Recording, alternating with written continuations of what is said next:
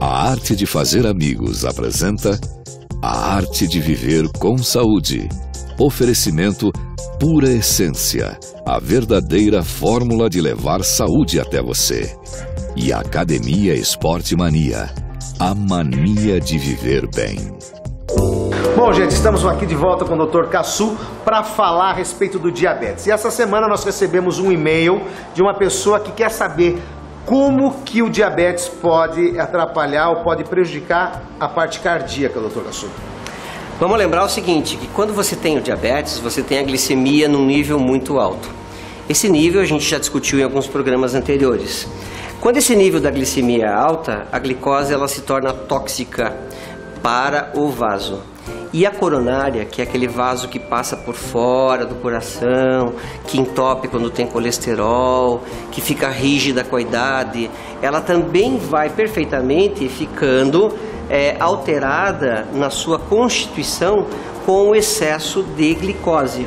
Então o diabetes vai atacar estas coronárias, causando uma disfunção daquele grupo de músculos do coração que está recebendo o sangue daquela determinada coronária. Pode acontecer de ter uma coronária mais acometida do que outra coronária.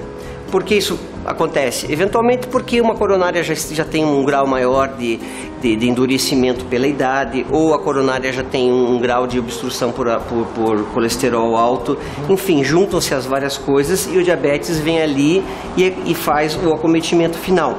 Então o diabético, é tão importante saber disso, que o indivíduo que é diabético, que nunca teve um infarto, ele é comparado em risco de ter um infarto igual aquele que já teve um infarto e que poderia ter o segundo.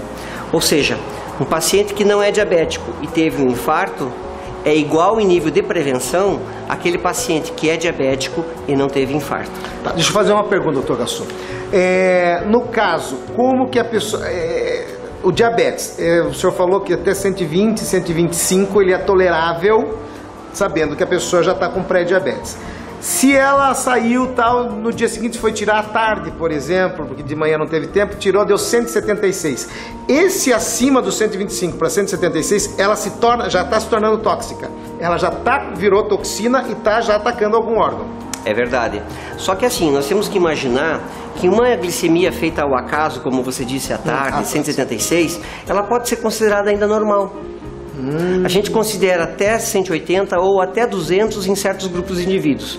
Um indivíduo que eventualmente não tenha fator de risco para diabetes e que faça uma glicemia de 190, por exemplo, pode ser considerado normal. Tá, mas e quem já tem o pré-diabetes? Quem já tem o pré-diabetes deveria ficar abaixo de 180 numa glicemia feita ao acaso. Ao acaso? Ao acaso, independente do horário de alimentação, se foi 2 ou 3 horas ou de madrugada, enfim.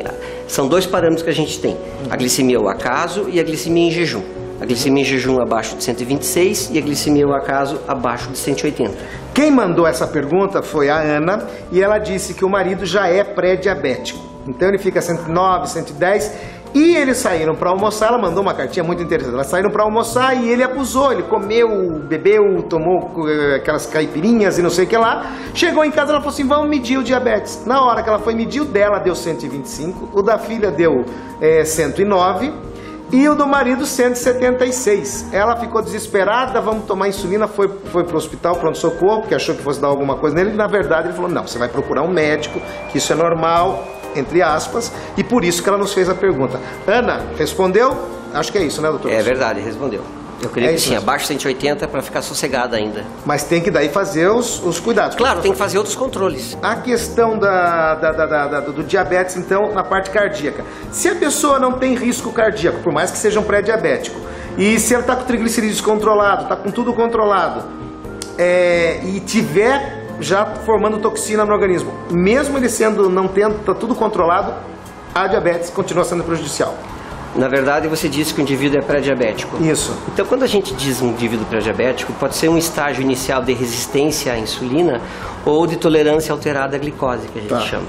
Então, são dois estágios iniciais que provavelmente em alguns anos vai se transformar em diabetes. Naquele instante em que ele tem uma resistência à insulina ou uma tolerância alterada à glicose, o ideal é que ele, sabendo que vai entrar num grupo de maior risco, mesmo não sendo cardíaco por história familiar ou por ter colesterol alto, ele já deveria estar fazendo uma prevenção em termos de exercício, baixa de peso, controlar o peso. Então, ele já deveria pensar em fazer isso. Ele não vai esperar alguns anos ele se tornar de fato um diabético para então começar a fazer a prevenção. O ideal, de fato, sempre é a prevenção, pessoal. Então tá aí, ó. O médico que cuida da saúde não vai precisar cuidar da doença. No Brasil, o conceito tem que mudar. Dr. Kossuth gosta de trabalhar a prevenção. Médico que estudou para cuidar de doença, eu acho que não é um médico completo. Porque é fácil fazer exame e falar, toma tal remédio. Não. Vamos cuidar, vamos nos prevenir. Um abraço, até a semana que vem. Fiquem com Deus, Dr. Kossuth, muito obrigado mais uma vez. Obrigado a vocês pela oportunidade. Voltamos semana que vem para falar mais algum assunto interessante. Obrigado, até lá. A Arte de Fazer Amigos, com Alexandre Rodrigues. Participe da nossa página no Facebook em A Arte de Fazer Amigos.